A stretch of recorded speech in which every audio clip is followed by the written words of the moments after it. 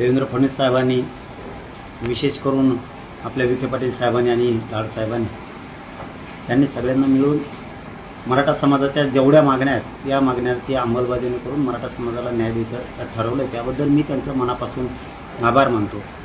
आजही मुख्यमंत्र्यांनी मराठा आणि कुणबी मंत्रालयासाठी मान्यता दिली.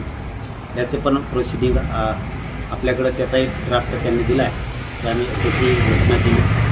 ओबीसी प्रमाणे सगळ्या सवलती, सारथीतल्या योजना, महामंडळातल्या योजना ज्या काही बंद होते, काही अभ्यासक्रम बंद होते, तेही सगळं सुरू करण्याचा आज शासन निर्णय सरकारनं केला आहे, मुख्यमंत्र्यांनी केला आहे. त्याबद्दल खरंच त्यांचा मनापासून आभार.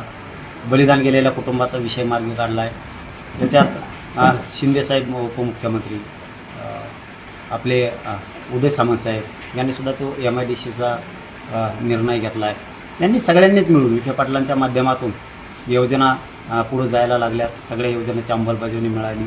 त्याबद्दल खरंच सरकारचं मनापासून आभार मानतो. परंतु त्या योजना आता बंद होऊ देऊ नका. फक्त एवढंच मात्र बारकाईने लक्ष ठेवा.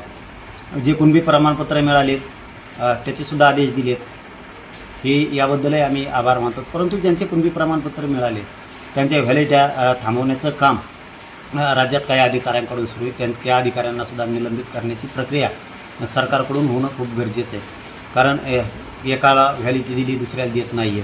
ही जाणून बुजून चाललेली प्रक्रिया. 58 लाख नोंदीचा जो विषय होता, त्याचे प्रमाणपत्र द्यायचे आहेत, त्याच्या व्हॅलिडिटी द्यायच्या, त्या संदर्भातली आम्हीसुद्धा यादी मागितली. ती सरकारनं मान्यता दिली की आम्ही तुमच्याकडे द्यायला ती यादी तयार आहे. गुन्ह्याच्या संदर्भातली सुद्धा राज्यभरातून सगळ्या गुन्ह्याची माहिती सरकार घ्यायला लागली.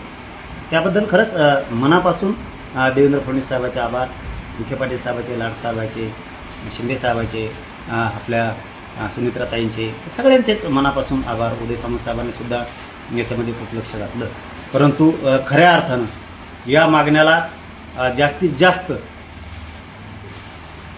अंमलबजावणीकडे नेण्याचं काम खरंच विखे पाटील साहेबांनी केलं सरकारच्या वतीनं. त्याबद्दल त्यांचे मनापासून आभार. राहिलेली ही कामं ठेवू नका, ही आम्ही अपेक्षा तुमच्याकडे व्यक्त करतो आहे. आणि केलेल्या योजना, व्हॅलिडिटी, हैदराबाद गॅजेटेडची काढलेली SOP, त्याप्रमाणे जो अर्ज तयार केला आहे हैदराबाद गॅजेटेड, त्याप्रमाणे प्रमाणपत्र आता तातडीनं वितरित करण्यात यावे. ते थांबू नका. नुसत्याच मान्यता द्यायच्या, नुसत्याच मंजुऱ्या मिळायच्या आणि पुढं काहीच होणार नाही असं मात्र होऊ देऊ नका.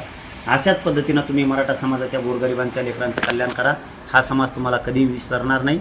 एकूण मुख्यमंत्री, दोनही उपमुख्यमंत्री यांचं आणि विशेष करून विखे पाटलांचं मनापासून आभार मानतो.